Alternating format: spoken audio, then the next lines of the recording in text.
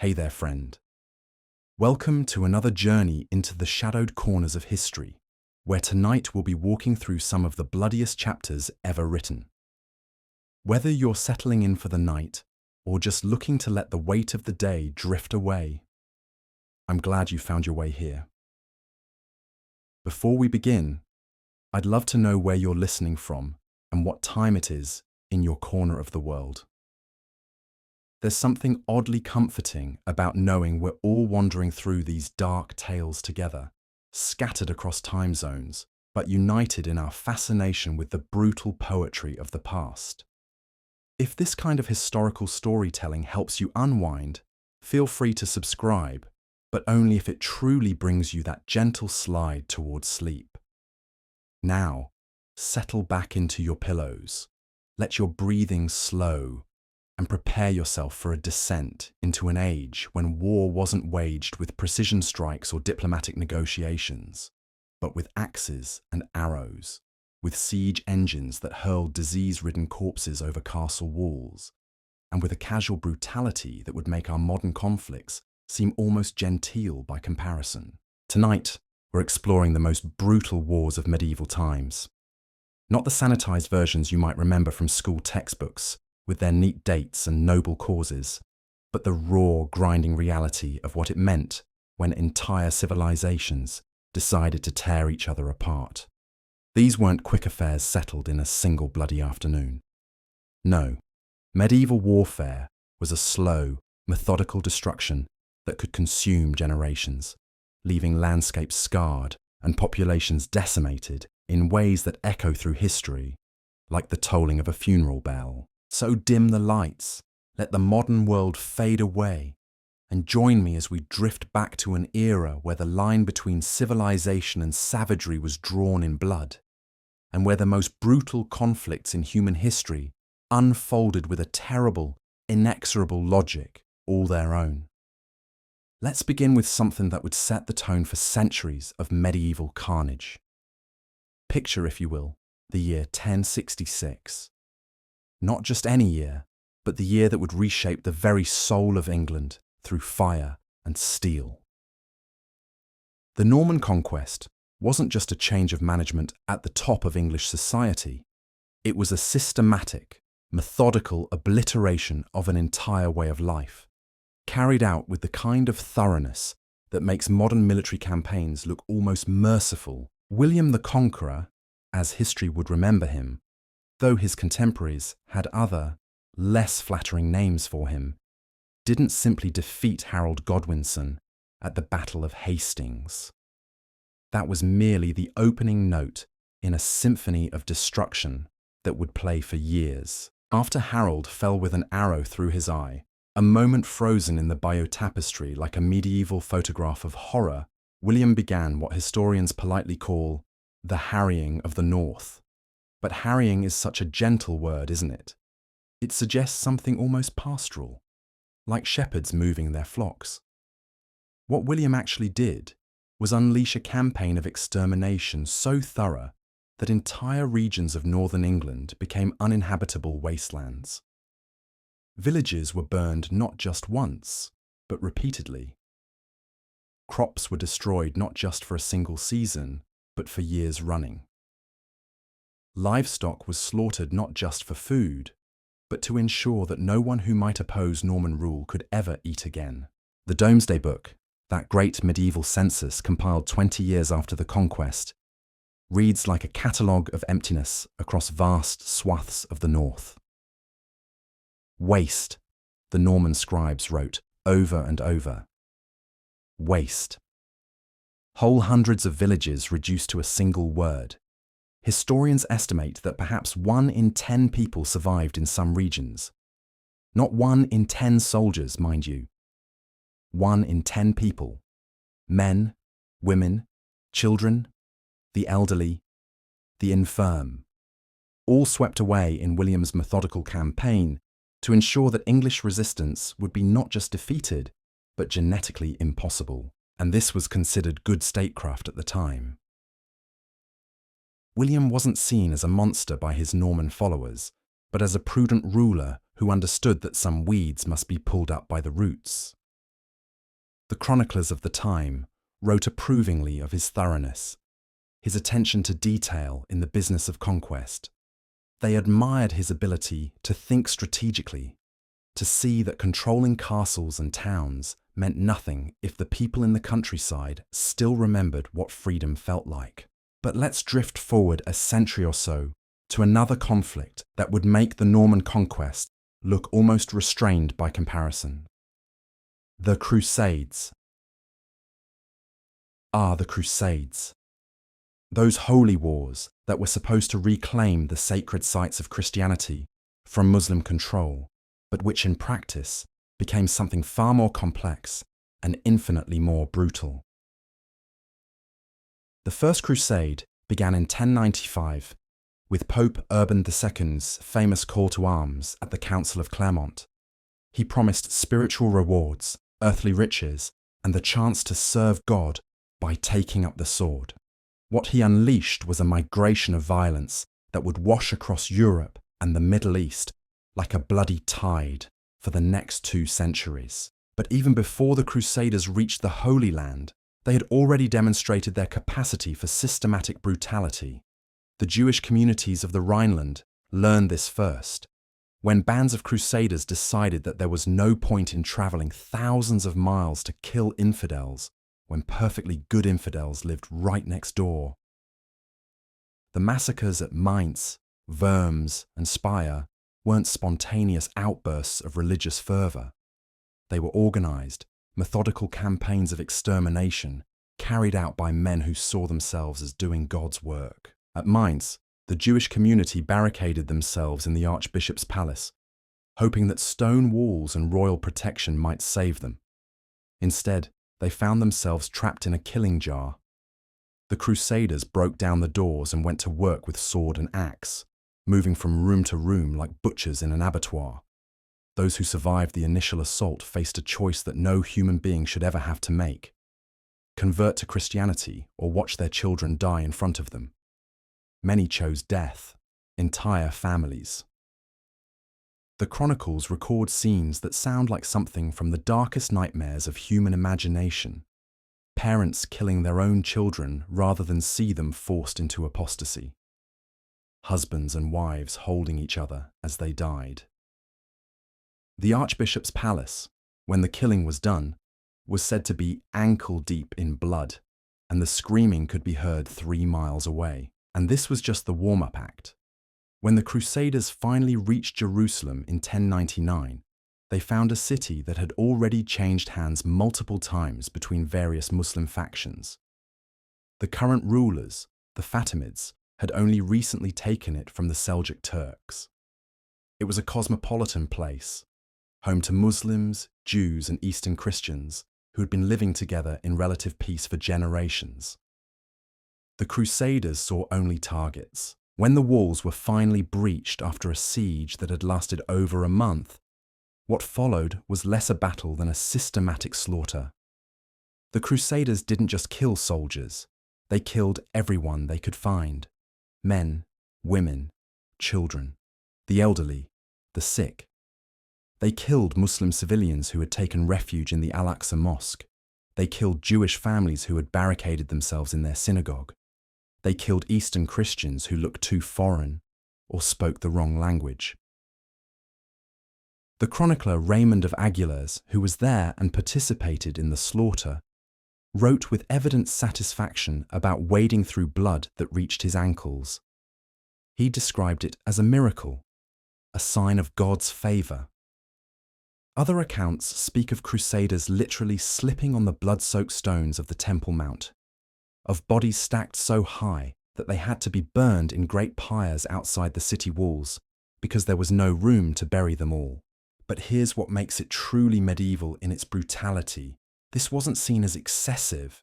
This wasn't viewed as a tragic loss of control or an unfortunate side effect of military action. This was the point. The Crusaders had come to purify the Holy Land, and in their minds, purification required the complete elimination of everyone who didn't belong. They weren't just conquering a city, they were performing a religious ritual, a kind of mass sacrifice to their understanding of divine will.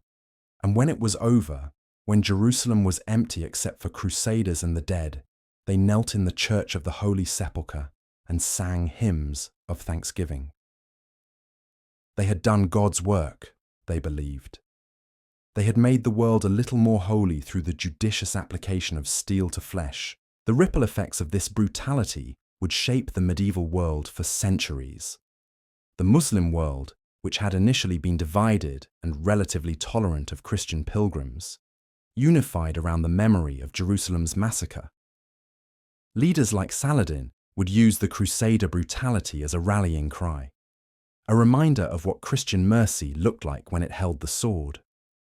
The cycle of vengeance and counter-vengeance that the First Crusade set in motion would continue for 200 years, each side escalating the brutality, each atrocity justifying the next.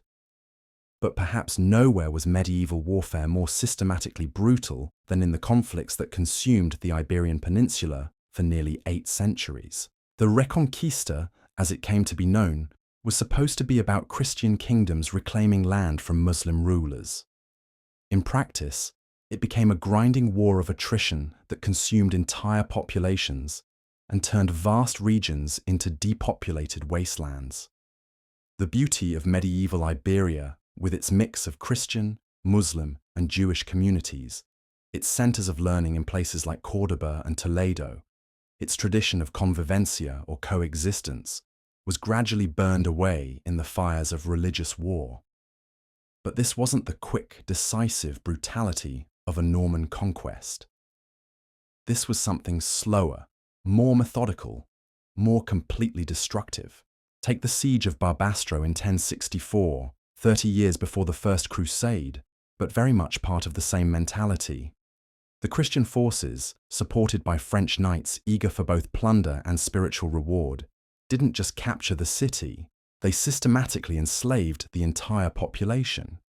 Every man, woman, and child who survived the initial assault was shipped north to Christian lands to be sold in the slave markets of France and Italy.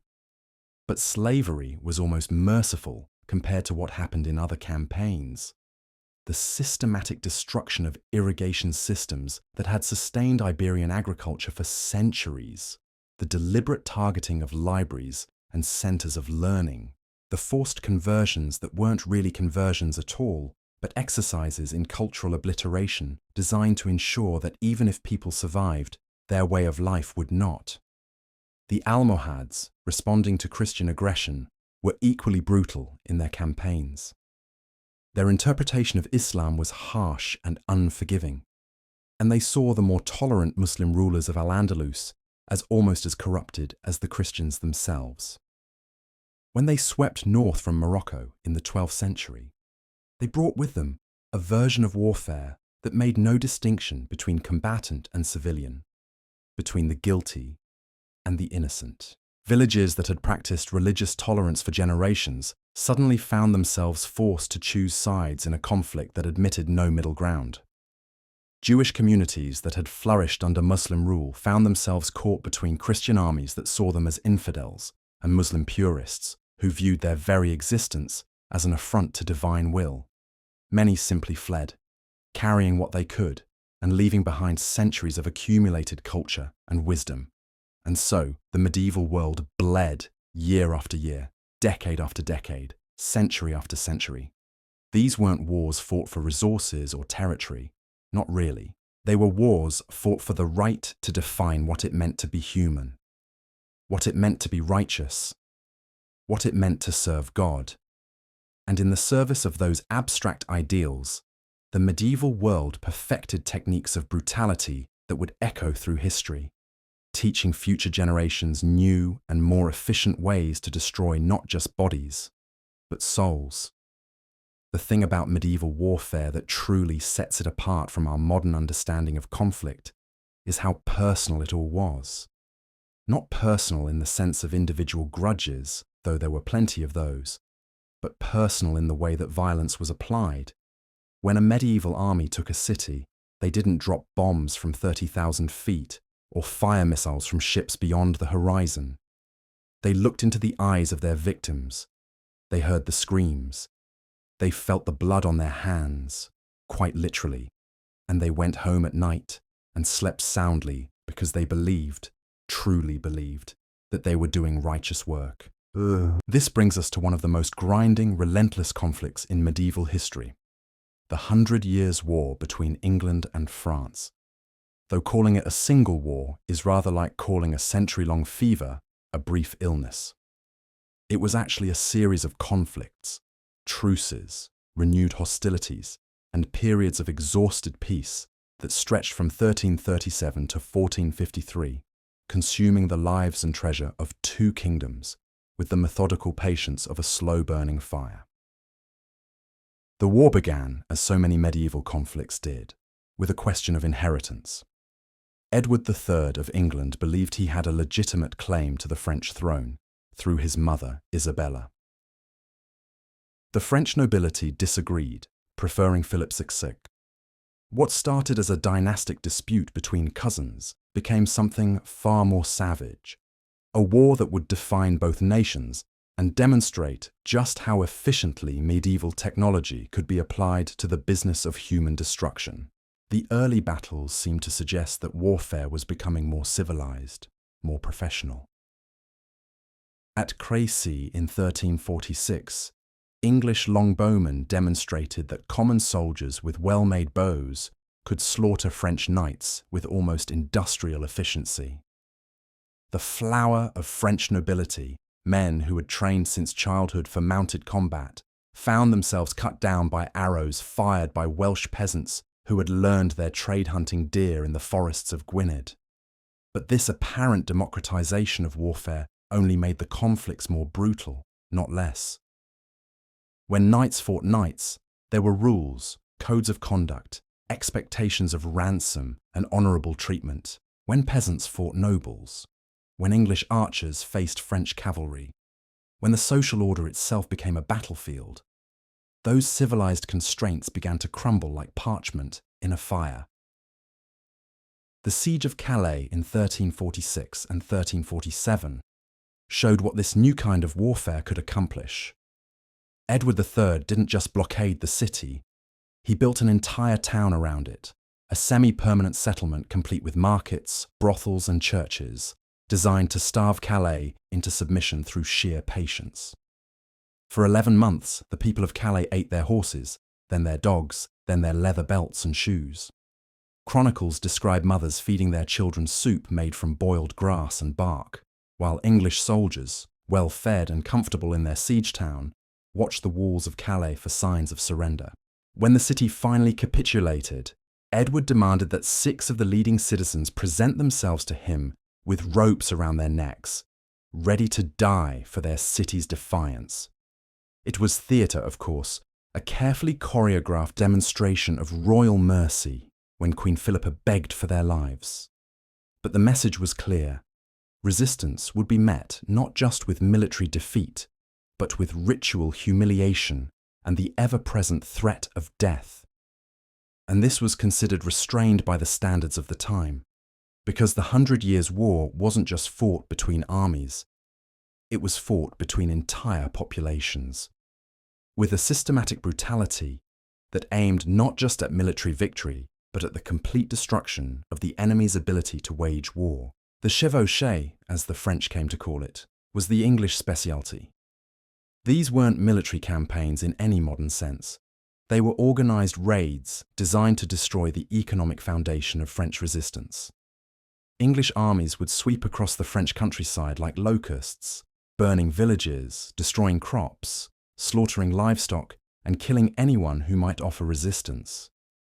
The goal wasn't to hold territory, but to make it worthless, to turn productive farmland into charred wasteland that could support neither armies nor populations. The Black Prince, Edward III's eldest son, perfected this technique during his campaigns in Aquitaine. His army would advance in a line 20 miles wide, burning everything in its path.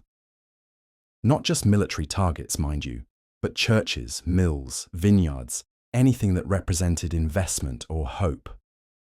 Villages that had stood for centuries were reduced to ash in an afternoon.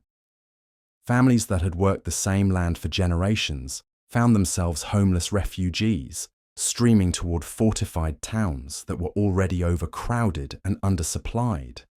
But the French learned to play this game as well. When they couldn't match English military efficiency, they developed their own techniques for making the countryside uninhabitable. The strategy of making the desert involved French forces destroying their own lands before the English could reach them. Wells were poisoned, granaries burned, livestock driven away or slaughtered. If the English wanted to campaign in France, they would find nothing to sustain them but ash and empty fields. This mutual destruction reached its apex during the campaigns of the 1370s and 1380s, when large portions of northern France became virtually uninhabitable. Contemporary chroniclers describe regions where no smoke rose from any chimney, where wolves had returned to hunt in villages that had been abandoned for decades, where roads had become so overgrown that travellers lost their way between towns that had once been connected by busy trade routes. The human cost was staggering, but it's important to understand that this wasn't seen as a failure of policy or a tragic side effect of war. This was the point. Both sides had discovered that in a conflict between kingdoms, the most effective weapon wasn't the sword or the bow, but hunger. Starve the enemy's peasants, and you starve his armies. Destroy his farms, and you destroy his ability to pay taxes. Turn his countryside into a wasteland, and you turn his kingdom into a shell that will collapse under its own weight. And then, as if the human appetite for destruction needed a divine endorsement, the Black Death arrived in Europe in 1347, right in the middle of this grinding conflict. The plague didn't pause the war. It transformed it into something even more apocalyptic. Armies that had been reduced by battle found themselves decimated by disease. Sieges ended not with surrender, but with the sudden realization that there was no one left alive inside the walls to surrender. The plague created opportunities for brutality that hadn't existed before. Towns and cities, weakened by disease and death, became easy targets for both sides. French routiers, mercenary companies that had originally been employed by the crown, found themselves unemployed when their employers died of plague. So they simply continued the war on their own behalf, carving out territories through systematic violence and extortion. These companies, led by men like Arnaud de Serval and Bertrand du Guesclin, weren't fighting for king or country, or even for plunder in any traditional sense. They were fighting for the right to continue existing in a world where violence had become the only reliable profession. They would descend on a region like a swarm of armed locusts, demanding tribute, seizing supplies, and moving on only when there was nothing left to take. The routiers perfected techniques of psychological warfare that were designed not just to defeat enemies, but to break their will to resist. They would select one town or village for complete destruction, killing everyone they found and leaving the bodies unburied as a warning to neighboring communities. The message was simple: pay us or become like them. Most communities paid. But perhaps the most systematic brutality of the 100 Years' War came during the final phases, when both kingdoms were exhausted, bankrupt, and desperate for any advantage that might finally end the conflict. The English occupation of northern France had created a situation where collaboration with the occupiers became a matter of survival, while resistance meant death. When the tide finally turned in favour of the French, the settling of accounts was swift and merciless. The reconquest of Normandy in the 1440s and 1450s wasn't just a military campaign, it was a purge. French forces, backed by popular uprisings, systematically eliminated anyone who had cooperated with English rule, not just officials and nobles, but merchants who had traded with the occupiers, farmers who had sold them grain, women who had married English soldiers. Entire families were wiped out for the crime of having survived under foreign rule. Joan of Arc, that famous symbol of French resistance, participated in and endorsed this systematic violence. Her letters speak approvingly of the need to cleanse France of English influence, to purify the kingdom through the judicious application of fire and steel. When she was finally captured and burned by the English, it was partly in revenge for the brutalities carried out in her name by French forces reclaiming their homeland. And when it was finally over, when the last English stronghold in France had fallen, and the 100 Years' War had ended, both kingdoms were fundamentally changed, not just politically or economically, but spiritually. A century of systematic brutality had taught an entire generation that violence was not just a tool of statecraft, but a way of life, a method for solving any problem that couldn't be resolved through negotiation or prayer. The techniques perfected during the 100 Years' War would be exported across Europe and beyond. The systematic destruction of enemy infrastructure, the targeting of civilian populations, the use of terror as a weapon of war, these became standard practices in conflicts from Spain to Poland, from Scotland to the Ottoman frontier. Medieval warfare had evolved from the ritualized combat of knights and heroes into something approaching modern total war, where victory went not to the most honorable, but to the most thoroughly ruthless. The scars left by these conflicts ran deeper than burned villages or empty fields. They carved themselves into the collective memory of medieval Europe, creating a legacy of violence that would echo through the centuries like the tolling of a funeral bell. But perhaps no conflict demonstrates the true horror of medieval warfare quite like the wars that consumed Eastern Europe during the 13th and 14th centuries, where the very concept of mercy was ground to dust beneath the hooves of Mongol cavalry. When Genghis Khan's descendants turned their attention westward, they brought with them a philosophy of war that made even the Crusades seem restrained by comparison. The Mongols didn't simply conquer territories, they erased them. Cities that resisted were not just captured, but obliterated so completely that grass grew over their ruins within a generation. The siege of Kiev in 1240 left the once great city of the Rus with fewer than 200 houses standing. Contemporary accounts describe a silence so complete that even the birds seemed afraid to return. The Mongol approach to warfare was methodical in its completeness. They would arrive outside a city with demands that were almost reasonable: surrender immediately, provide tribute and soldiers, and continue your lives under new management. Refuse and face what they called the measurement. Every living thing within the walls would be systematically killed, measured, and counted to ensure that no one escaped to spread stories of resistance. At the siege of Baghdad in 1258, the Mongols spent weeks constructing a careful inventory of death. The Abbasid Caliph's great library, containing centuries of accumulated knowledge, was thrown into the Tigris River until the water ran black with ink. The House of Wisdom, where scholars had preserved and expanded upon Greek philosophy and mathematics, was torn apart brick by brick. And the people, chronicles speak of pyramids of skulls built as monuments to Mongol efficiency, with separate piles for men, women, and children, all carefully counted and recorded. But it wasn't the scale of Mongol killing that made it uniquely medieval in its brutality. It was the patience, the systematic nature of it all. These weren't armies drunk on victory or maddened by battle. These were professional soldiers carrying out what they saw as necessary work, like farmers harvesting grain or shepherds culling their flocks. They would spend days organizing the populations of conquered cities into manageable groups: craftsmen here, scholars there, common laborers in another area, and then dispose of them with the same methodical care that a butcher might use when processing livestock. The psychological warfare was equally calculated. Mongol generals understood that reputation was a weapon as sharp as any sword. They would deliberately leave a few survivors from each massacre, people whose minds had been broken by what they witnessed, and send them to neighboring cities with detailed descriptions of what awaited those who resisted.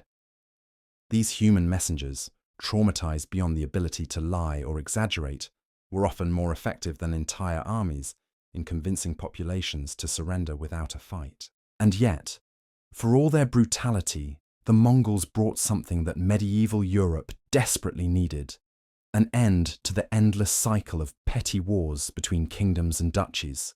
When they conquered a region, they imposed a peace so absolute that merchants could travel from Lisbon to Beijing without fear of bandits or war.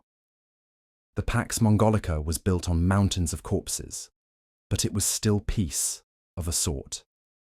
This paradox, that sometimes the most brutal warfare could produce the most lasting peace, would become a recurring theme in medieval military thinking. It influenced the strategies of later conquerors, from Tamerlane's campaigns in Central Asia to the Ottoman expansion into Europe. The lessons seem to be that half measures in warfare were not just ineffective but cruel, prolonging conflicts that could be ended quickly through the application of overwhelming systematic violence. The Ottoman wars against Byzantium and later against the kingdoms of Eastern Europe followed this same logic of total destruction serving ultimate peace.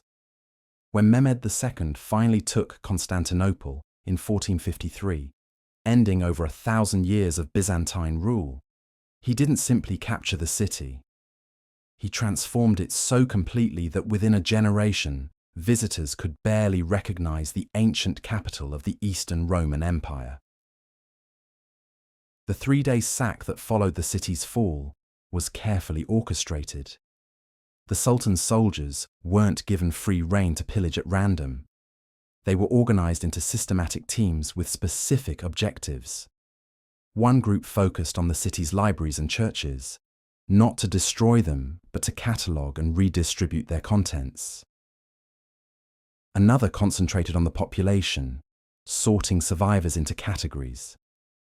Those useful to the new regime, those who might be ransomed, those who should be enslaved, and those who were simply inconvenient. The Hagia Sophia, that great cathedral which had stood as a symbol of Christian power for nearly 1,000 years, was converted to a mosque not through destruction, but through careful, methodical transformation. Every Christian symbol was either removed or painted over. Every inscription in Greek or Latin was replaced with Arabic calligraphy. It was cultural obliteration disguised as architectural preservation, and it was perhaps more complete than any physical destruction could have been. But the true genius of Ottoman warfare lay not in their treatment of cities, but in their systematic approach to rural populations. The Devshirme system, where Christian boys were taken from their families to be trained as elite soldiers and administrators, was slavery disguised as opportunity. These children, torn from their homes at ages that ranged from 8 to 15, were not just forced to serve their conquerors, they were transformed into willing instruments of further conquest. The psychological brutality of this system was extraordinary. Parents would hide their sons, sometimes maiming them to make them unsuitable for selection, knowing that a child taken by the Devshirme would return as a stranger, speaking a different language, worshipping a different god, and serving the very forces that had destroyed his original community. Yet some parents actually volunteered their children, recognizing that service in the Ottoman system offered opportunities that no amount of resistance could provide. This transformation of enemies into allies through systematic psychological manipulation became a hallmark of late medieval warfare. It was more efficient than simple slaughter, more lasting than mere conquest. When the Ottomans took a region, they didn't just change its political allegiance, they rewrote its entire cultural DNA, creating populations that would willingly participate in further expansion of the empire that had originally conquered them. The wars of medieval Europe finally began to wind down, not because humanity had grown more merciful, but because the techniques of systematic brutality had become so refined, so efficient, that resistance itself began to seem pointless. Why fight when surrender offered the possibility of survival, even if that survival came at the cost of everything that had made life worth living? As we drift toward the end of our journey through these blood-soaked centuries, it's worth reflecting on what made medieval warfare so uniquely brutal. It wasn't the weapons, primitive as they were by modern standards. It wasn't even the scale of the killing, though that was certainly impressive by any measure. What made medieval warfare truly horrific was its personal nature, the way violence was applied with careful, methodical attention to its psychological and cultural effects. Medieval warriors looked into the eyes of their victims. They heard their pleas for mercy, their prayers, their final words. They saw the faces of children as they died, watched cities burn from beginning to end, walked through streets ankle-deep in blood and knew exactly whose blood it was and why it had been spilled. And they went home at night, most of them, and slept peacefully because they believed they were doing righteous work in service of their God, their king, their people, or their vision of how the world should be ordered. That, perhaps, is the most unsettling legacy of medieval warfare. Not that human beings are capable of such systematic brutality, but that they can commit it with clear consciences, viewing mass murder as a form of prayer, cultural obliteration as a kind of gift to future generations. The medieval world taught its warriors that violence could be holy, that destruction could be creative, that the most merciful thing you could do to your enemies was to kill them so efficiently that they wouldn't have time to suffer. These lessons, learned in the blood-soaked fields of medieval Europe, would echo through history long after the last knight had hung up his sword. They would influence the colonial conquests of the early modern period, the religious wars of the Reformation, the nationalist conflicts of the 19th century, and yes, even the industrial-scale slaughters of our own era. So, as you drift off to sleep tonight, surrounded by the peace and comfort of our modern world, remember those medieval warriors who fought with such systematic brutality, not because they were monsters, but because they were human beings convinced that their cause was just, their methods necessary, their violence a form of love for the world they hoped to create. Sleep well, knowing that the darkness they inhabited has passed.